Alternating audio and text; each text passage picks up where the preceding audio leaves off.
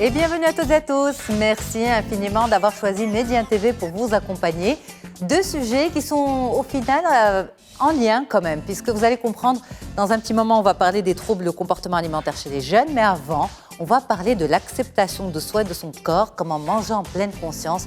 Et donc, c'est ça le sommaire d'aujourd'hui. Pour ce sujet, c'est avec vous, Shafiqa Benjennet. Vous êtes coach santé. Comment ça va, Lella? Ça va très bien, merci. Plaisir beaucoup de vous avoir. Merci beaucoup. Donc, avec vous, ce sujet, manger en pleine conscience, l'acceptation de soi et de son corps. Oui. D'abord, ça veut dire quoi, manger en pleine conscience? Manger en pleine conscience, c'est-à-dire manger tout en regardant sa nourriture, ne pas être dispersé par autre chose, un téléphone portable, la télévision, savoir ce qu'on mange, mettre une ration dans son assiette. Comme on dit, un lion n'est jamais en surpoids dans la jungle parce qu'il mange justement en pleine conscience, dans le sens où il mange et il s'arrête quand il n'a plus faim. Il ne va pas continuer à manger, par exemple, l'antilope jusqu'à ce qu'il la finisse. Ouais. Dès qu'il ressent que la faim, il n'a plus faim, donc il s'arrête de manger. C'est apprivoiser sa faim, savoir quand est-ce qu'on a faim, quand est-ce qu'on n'a plus faim. Et puis, ça, c'est important, oui, d'apprivoiser sa faim parce que, à la limite, souvent, le corps envoie le signal qu'on n'a plus faim, donc on ne peut plus manger. Mais par contre, les pulsions, ça, c'est problématique. Justement, certaines personnes passent par des compulsions alimentaires. De toute façon, le manger en pleine conscience est conseillé pour tout le monde, mais surtout pour les personnes qui ont des compulsions alimentaires ou des addictions aux sucreries, on va dire. Ouais. Les compulsions alimentaires, c'est en fait une faim émotionnelle. La personne, elle mange sans qu'elle n'ait faim. Et du coup, par exemple, ça peut arriver au milieu d'un repas, c'est-à-dire à la fin d'un repas, ça y est, on a fini de manger et on continue de manger même quand on n'est plus faim, ou bien pendant la journée, on commence à manger, en fait, on a des craquages alimentaires et on se met à manger. Et ça, ces compulsions alimentaires, en fait, elles sont créées par les régimes restrictifs, certains régimes qui sont sous le nom rééquilibrage alimentaire, le fait d'écouter pas mal d'informations qui ne sont pas vraiment, c'est-à-dire nous sommes sujets à pas mal d'informations. Il y a aussi une surenchère au niveau de l'information. Donc la personne, elle est chez elle, elle écoute qu'est-ce qu'elle devrait manger, alors que ça n'est peut-être pas adapté à elle, à son corps. Donc du coup, elle devrait avoir un suivi personnalisé avec, par exemple, son nutritionniste ou son médecin, ou son spécialiste. Ouais. Voilà. Et du coup, elle commence à tester des régimes trop restrictifs. Par exemple, le jeûne intermittent, elle commence à le pratiquer. Peut-être qu'il n'est pas adapté à son corps, peut-être qu'elle souffre de maladie. Ça veut pas dire que ça va à tout le monde. Et du coup, les dames qui viennent chez moi, elles peuvent me dire que oui, on fait le régime intermittent. À partir de 18h, quand on rentre chez nous, on mange tout et n'importe quoi. Et elles me disent, en fait, on mange nos émotions. Ouais. Non, c'est parce qu'elles ont trop affamé leur corps, c'est normal qu'elles ont faim et elles peuvent manger tout et n'importe quoi. Ça veut dire quoi, pardon de vous interrompre, ça veut dire quoi manger ses émotions? C'est-à-dire, en fait, ça vient des compulsions alimentaires. Alors, je vais vous expliquer un petit peu, à mon niveau coaching santé, comment on explique ça. Le fait de trop se poser des restrictions, on pense quoi manger et quoi ne pas manger toute la journée, parce que c'est le cas des personnes qui ont envie de perdre du poids rapidement, parce qu'on sait tous que le perdre du poids, ce n'est pas un parcours de baguette magique, ça peut prendre le temps que ça peut prendre, selon chacun et son corps. Exact. Donc, il y a certaines personnes qui se mettent des objectifs très élevés, elles veulent perdre, je sais pas moi, 10 kilos en un mois, donc du coup, ce n'est pas adapté à son corps. Et elle se met des restrictions. Et du coup, elle crée un petit gendarme alimentaire, on va dire, dans sa tête. Et ce gendarme alimentaire, il va lui dire quoi manger et quoi ne pas manger toute la journée. Ce gendarme alimentaire aussi, il porte des jugements sur elle et sur les gens, dans le sens où il juge le bon mangeur et le mauvais mangeur. Et si vous avez remarqué, il y a peut-être certaines personnes, quand on est assis, ils vous voient manger quelque chose et ils vous disent « Ah, c'est pas bon pour votre santé. Oui. » Donc ça, c'est leur gendarme alimentaire qui les pousse à dire ça. Limite, l'autre personne, elle a envie de leur dire « Taisez-vous, j'ai pas envie que vous me conseillez de savoir, j'ai juste envie de manger. » Et ce gendarme alimentaire, il porte des jugements, c'est-à-dire cette personne est grosse et en surpoids et obèse, et moi-même aussi, je suis en surpoids et je m'accepte pas. Et par la suite, une fois que cette personne ne va pas bien, un événement spécial se passe dans sa vie, elle passe par des circonstances difficiles, ou bien elle accouche, et il arrive qu'il y ait des craquages, elle ne se sent pas bien, elle a besoin de son aliment doudou, elle va aller se réconforter, voilà. Et il y a un craquage alimentaire. Et puis, ce gendarme alimentaire va lui dire, voilà, tu n'es pas capable, voilà ce que tu as fait. La confiance en soi, elle prend un sacré coup. On commence à se juger soi-même. On se dit, on est incapable, on n'a même pas été capable de suivre le régime. Et du coup, viennent les compulsions alimentaires. Voilà. Cet aliment doudou, je pense qu'on a tous un aliment doudou, oui, je pense. Justement. Mais quand, par exemple, il va apparaître tous les jours. C'est une addiction. C'est une addiction. Justement. Alors, l'addiction aux sucreries, de toute façon, les compulsions alimentaires, ça répond au sucre, au gras ou au salé. Mais la plupart, en tout cas, selon mon expérience, des personnes que je vois, elles ont beaucoup plus tendance à avoir une addiction vers le sucré. Oui. Mais on doit savoir que nous sommes programmés génétiquement à aimer le sucre. Parce que bon, le bébé, quand il est né, il perçoit les 5 goûts. Quand on lui donne du salé ou de l'amer, il fait une petite grimace. Quand on lui donne du sucré, il peut sourire. Personne ne lui a demandé, personne ne lui a rien dit. Et puis, cet aliment doudou, d'où il vient, le fait, avant l'âge de 7 ans, quand on est, par exemple, on tombe ou on perd quelque chose, nos parents nous réconfortent avec du chocolat, de la limonade et tout ce qui suit. Donc, on garde dans notre subconscient le fait que cet aliment, les sucreries, c'est pour nous réconforter. D'accord ? C'est le système de récompense qui s'active. Puis, sans oublier tout ce qu'on voit sur la télé ou dans les panneaux comme publicité, tout ce qui suit. Et puis, à l'adolescence, où la jeune femme, elle regarde des films où l'héroïne, elle mange de la glace quand elle ne va pas bien, quand elle a un problème de cœur, elle prend carrément le pot de glace jusqu'à ce qu'elle le finisse. Donc, nous, systématiquement, on a envie d'imiter Bridget Jones ou certaines stars fétiches.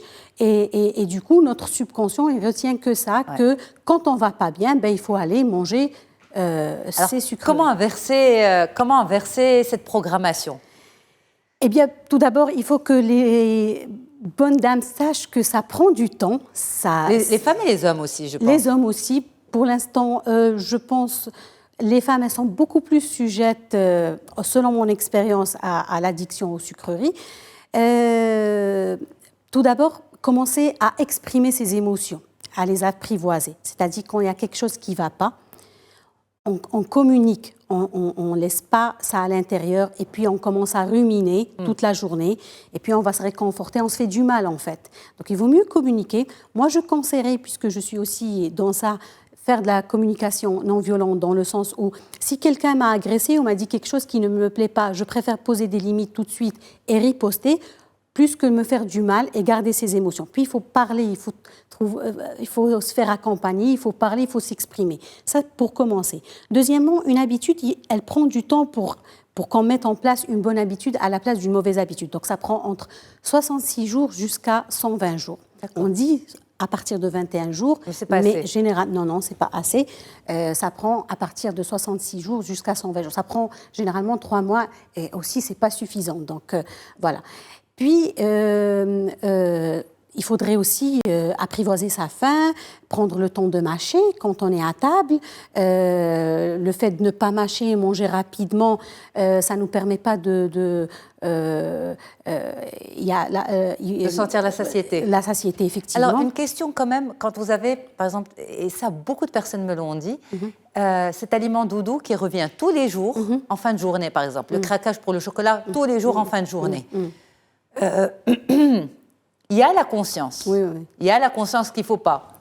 Mais la pulsion est plus forte. Alors, je vais vous dire. Alors, tout d'abord, l'addiction, c'est la répétition d'actes susceptibles de provoquer du plaisir pour soulager un malaise intérieur.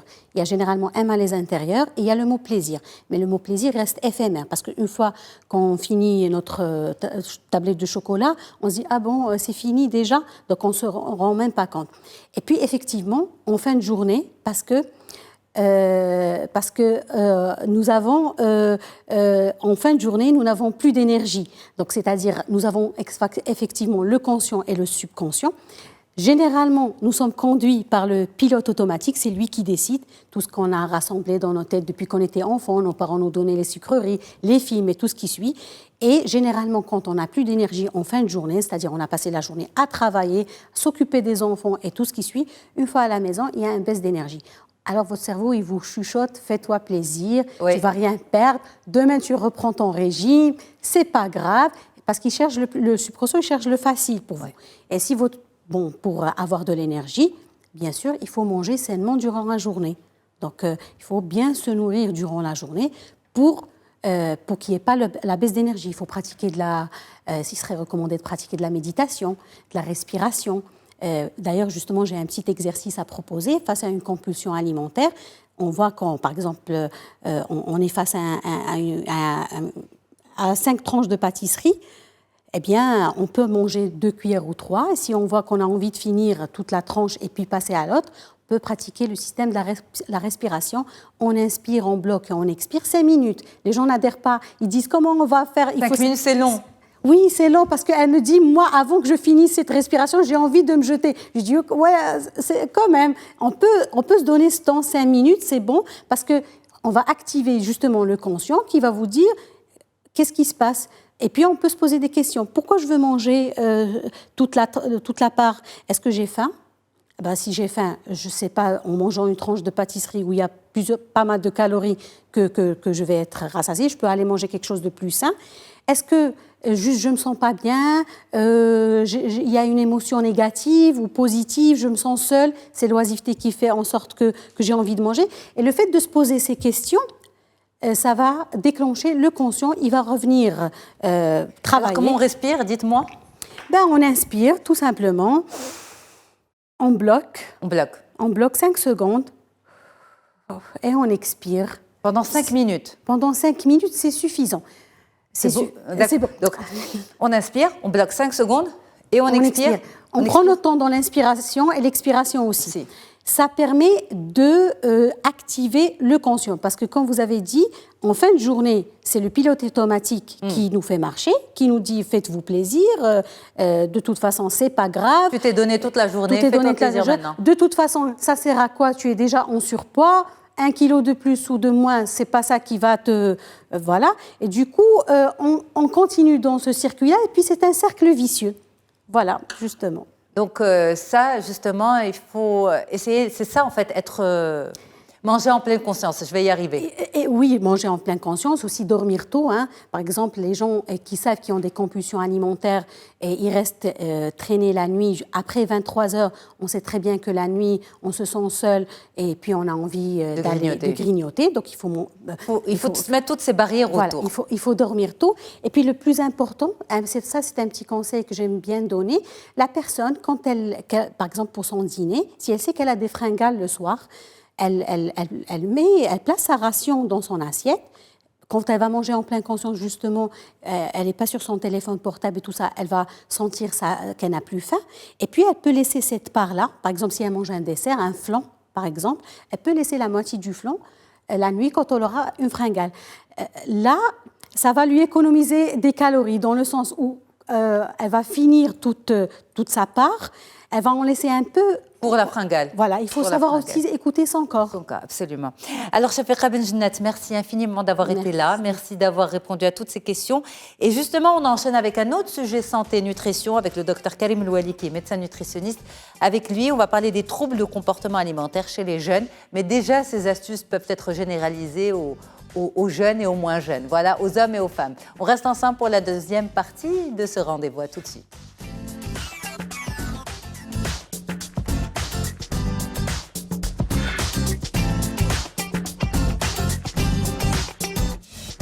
Docteur Karim Louali, c'est avec vous. Comment ça va, Sidi? Très bien. Alors, les troubles des comportements alimentaires chez les jeunes, et on parle souvent des enfants, on parle souvent des ados, mais on ne parle pas des jeunes, alors que les jeunes, en général, après 18 ans, je pense que c'est un petit peu la cible, après 18 ans, souvent, cette population quitte le foyer familial, quitte le confort, quitte l'alimentation équilibrée, quitte toutes ces choses-là, se retrouve livrée à elle-même et à mal manger. Est-ce que c'est ce que vous constatez? Oui, effectivement, parce que malheureusement, on peut le dire, c'est-à-dire on ne nous prépare pas pour les études supérieures. Ouais. Les troubles de comportement alimentaire commencent à l'adolescence. Bon, les parents, généralement, il n'y a pas cette culture, on va aller creuser pour dire ce qui ne va pas. Et quand un étudiant se retrouve tout seul face à gérer son budget, son alimentation, les cours, parce que les études supérieures, ce n'est pas un professeur qui est là derrière, qui te cadre, c'est livré à toi-même. Et donc ce stress supplémentaire, plus tout ce qui est environnement, les facteurs sociaux, vous savez, hein, les revues, l'idéal minceur, etc., font qu'ils sont plus sujets à faire ces troubles de comportement alimentaire. Donc aujourd'hui, en tant que spécialiste, vous parlez carrément de troubles de comportement alimentaire chez les jeunes. Oui. Ça représente quelle proportion, par exemple, dans votre pratique? On en voit, de toute façon, les pourcentages, parce que quand on parle de troubles de comportement, on dit que c'est un comportement anormal par rapport à un comportement normal, mais qui va causer des dommages, c'est-à-dire physiques et psychologiques à son détenteur. Donc c'est ça la définition. Et on peut parler de 3 types de troubles qui sont les plus connus, hein, pour qu'on connaisse un peu les chiffres. Exact. Il y a l'anorexie mentale. Et ça, c'est pas beaucoup, hein, c'est environ 0,3 à 1%. C'est quoi exactement l'anorexie mentale? L'anorexie mentale, ce sont plutôt des femmes, parce que c'est les femmes qui sont les plus touchées dans cette partie-là, et qui vont avoir un idéal minceur. Ils vont avoir une déformation du poids idéal dans leur tête, et qui vont carrément aller à des restrictions alimentaires pour rester minces. Ok. C'est vrai que chez ces personnes-là, de temps en temps, il y a des pulsions d'hyperphagie, mais ils vont immédiatement corriger en se faisant vomir, en prenant des laxatifs, des choses comme ça. Et là, le constat est grave pour la santé parce que ça peut aller juste au départ avec des petites fatigues, des petites asthénies, mais ça peut à la fin donner des carences incroyables. Et attention, le pronostic vital est mis en jeu dans certains cas. On parle de 10% de décès chez cette population. Heureusement que ça ne dépasse pas les 1%. Et puis le diagnostic est facile parce qu'on les voit. On n'en parle pas beaucoup chez nous, hein, d'anorexie mentale. Oui, pas souvent. Assez. Par exemple, pas quand on voit assez. les autres, enfin les médias étrangers, notamment français, ils parlent beaucoup de l'anorexie mentale chez les jeunes filles, chez les ados, mais chez nous, on voit. Alors, à tel point qu'on se dit peut-être que ça n'existe pas chez nous. Ça existe, hein, ça existe. Moi, j'en vois dans ma consultation et je vois le désarroi des parents parce que c'est une pathologie qui est très difficile à prendre en charge, une prise en charge pluridisciplinaire. Donc, à côté de l'anorexie mentale, il y a la boulimie, on voit, il y a la boulimie nerveuse ou mentale aussi, hein, comme l'anorexie mentale. C'est l'opposé. C'est trop manger, mais en gardant le contrôle. C'est-à-dire, il va culpabiliser, il se fera vomir. Alors, celle-là, elle est plus difficile à diagnostiquer parce que généralement, c'est des jeunes qui ont un poids normal. Ils ne perdent pas de poids. Non, et ils ne prennent pas. Ils ne prennent pas, mais ils ont honte, ils vont le faire en cachette. Et donc, celle-là, c'est le diagnostic le plus difficile à établir. Parce que donc c'est des crises, ils vont le faire en cachette parce qu'ils ont honte, ils vont se faire vomir ou ils vont prendre des laxatifs parce qu'ils ont honte. Et on a du mal à les cerner parce qu'ils ont un poids normal. Mais alors justement, comment les parents s'en rendent compte ? Eh bien, écoute, le changement de comportement des enfants, l'agressivité. Bon, l'anorexie mentale, on le voit. On le voit, oui, ils maigrissent beaucoup. Maigrissent. Alors, il y a le troisième volet, c'est carrément l'hyperphagie boulimique. Celui-là, il va manger, il va grossir, on va voir qu'il va grossir. Et donc, les parents, ils doivent comprendre que c'est un mal et que la nourriture n'est qu'une manière d'exprimer son mal. C'est-à-dire, c'est une manière d'échapper au stress, c'est une manière de se réfugier. Et donc, le comportement alimentaire est une finalité, mais elle n'est pas la cause. Bon, c'est vrai que les causes sont plurifactorielles, hein, la société, les médias, Internet, etc. Donc, il y a tout. Et moi, je le dis que l'éducation nutritionnelle, les 1000 premiers jours, se fait à la base. C'est-à-dire, c'est à la base que je dois éduquer mes enfants. Les 1000 premiers jours, c'est-à-dire C'est avant la conception. Ah oui, carrément. Avant la conception, oui. L'environnement, l'épigénétique, en fait, l'environnement où vivent les parents influence la venue du bébé, influence tout ce qui vient, comment les parents mangent, comment ils font les courses, le rapport des parents avec les enfants. Ce genre d'enfants, c'est-à-dire déjà au jeune âge, il faut dédramatiser, il faut leur donner confiance en eux. Vous savez, des enfants, si on vient et on n'arrête pas de dire ouais, « tu manges trop, ouais, tu es un porc, tu manges énormément », eh ben, à force de dire la chose à l'enfant, il va la mettre dans sa tête. À force de lui dire « tu seras en échec eh ben, », il va être en échec. C'est-à-dire aujourd'hui, les enfants, il faut toujours leur donner la meilleure image d'eux-mêmes et toujours leur dire les choses positives. Toujours « tu es le meilleur, tu vas y arriver, oui ». Et même en faisant ça, on n'est pas sorti... Ben, oh non, on n'est pas sorti de l'eau, parce qu'il y a tout un contexte Exactement. socio-économique qui entoure cet enfant. Hein. Absolument. Vous savez, l'idéal minceur, oui, c'est la faute à l'Occident. Cet idéal minceur qu'on voit dans les revues qui est retouché, qui n'est pas vrai. Vrai, complètement. Donc, moi, je dis toujours, hein, je blague avec mes patients, je dis on a été amené à être dans des tournages, à être avec des stars, et ça n'a rien à voir avec la personne qu'on voit à la télévision. Hein. Donc, on retouche, on traite les photos, Exactement. puis on fait vendre un idéal qui n'existe pas.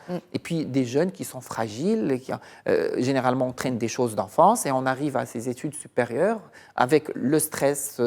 Perte de repères aussi. Perte de repères, et on ça se part dans retrouve tous à les faire sens. des troubles de comportement alimentaire. Alors, si on devait parler de sensibilisation, bien sûr, on ne peut pas maîtriser tout ce que nos enfants consomment en termes d'images et d'informations, mais on peut aussi peut-être mettre en place l'information nécessaire. À la maison, l'idéal, mais là où ils sont en masse, c'est à l'école, au collège, au lycée, avant qu'ils quittent le cocon familial, avant qu'ils quittent cet environnement, qu'ils se retrouvent seuls. Apprendre aux enfants à manger. Ils font ça dans les toutes petites classes. Mais ça s'arrête là ensuite. Je vais vous étonner, hein. Ils ne font même pas ça à la faculté de médecine. D'accord. Oui, c'est grave, parce qu'aujourd'hui, à la faculté de médecine, je suis en train de préparer un travail sur ça, il n'y a pas de cours de nutrition. C'est-à-dire que la base, c'est-à-dire aujourd'hui, on ne reconnaît pas. Au Maroc, par exemple, l'obésité n'est pas reconnue comme une maladie par le ministère de la Santé. Non, Non, du tout.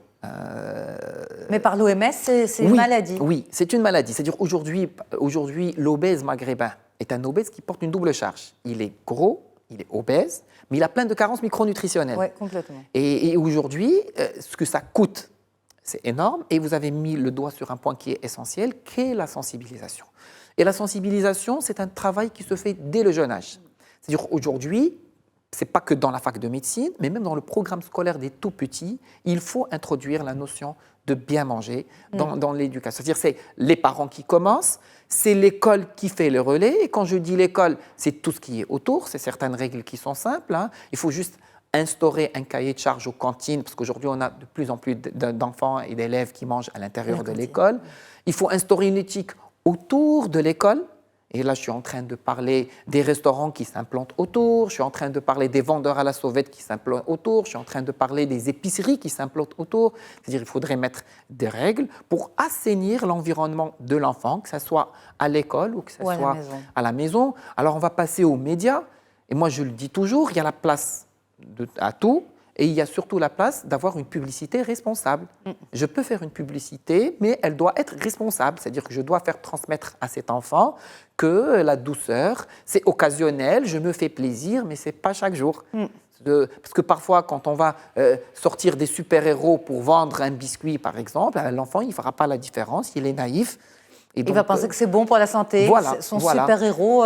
Et sur le packaging. Exactement. C'est-à-dire aujourd'hui, il faut que les industriels fassent de la publicité responsable. On le dit, hein, il y a de la place. Il y a des virages qui se font. On voit certaines chaînes de restauration rapide qui se mettent aux diètes, qui se mettent au vert. On le voit très bien. C'est-à-dire que c'est un virage qui sera pris tôt ou tard parce qu'aujourd'hui, tout le monde est conscient. Hein. Il y a l'Internet, les médias qui expliquent tout. C'est-à-dire qu'il doit y avoir cette prise de conscience et cette prise en charge globale. Parce que quand on parle des troubles de comportement, c'est le foyer, c'est les complexes de jeunesse, c'est l'idéal qu'on voit dans la télévision. Ben c'est un peu d'ingrédients de tout. Et puis on arrive à des catastrophes chez ces jeunes-là et qui sont loin des parents. Et parfois, on se rend compte trop tard. Et quand on se rend compte, la prise en charge, plus c'est tard et plus c'est difficile. Et surtout que quand la prise en charge, je pense, se met en place, ces jeunes ne sont pas forcément auprès de leurs parents parce que s'ils sont étudiants, s'ils sont ailleurs, dans une autre ville, dans un autre pays, même quand ils se font suivre, ben, ils ne sont pas... Donc il y a cette double peine. Il y a cette double peine, parce que d'abord, la prise en charge est pluridisciplinaire. Ensuite, plus ou moins quand les enfants sont dans le même pays, vous savez, les Marocains, ça on le sait, hein, ils vont revenir à la maison avec le linge sage, et le linge sale, et ils vont repartir avec les petites boîtes d'alimentation. Ça, c'est un petit plus qui fait qu'au moins la maman, parce que c'est la maman généralement qui voit ce volet-là, on voit qu'elle essaie au moins d'assainir assainir au maximum ce qu'il peut à faire. Mais à côté, il y a l'école, il y a la buvette, il y a le système D de dernière minute. S'il ne reste pas sans manger toute la journée, il se retrouver le soir stressé, en train de préparer à la dernière minute n'importe quoi. Exactement. Donc, et puis surtout, ce stress qui va se changer en boulimie pour essayer de calmer absolument la pulsion, la faim, etc. Apprendre à manger, ce n'est pas un luxe. Apprendre à manger, c'est de la santé avant tout. C'est de la santé. Et Hippocrate disait que ton alimentation soit ton premier médicament. Et donc ça, c'est des années avant Jésus-Christ. Donc, ouais. Merci infiniment, Dr Karim Louali. C'était un plaisir de vous avoir. Vous êtes médecin nutritionniste. Pour tous ceux qui viennent de nous rejoindre et qui souhaitent revoir cet entretien dans son intégralité, eh bien, allez sur notre site mediantv.com. À très vite. Au revoir. Merci.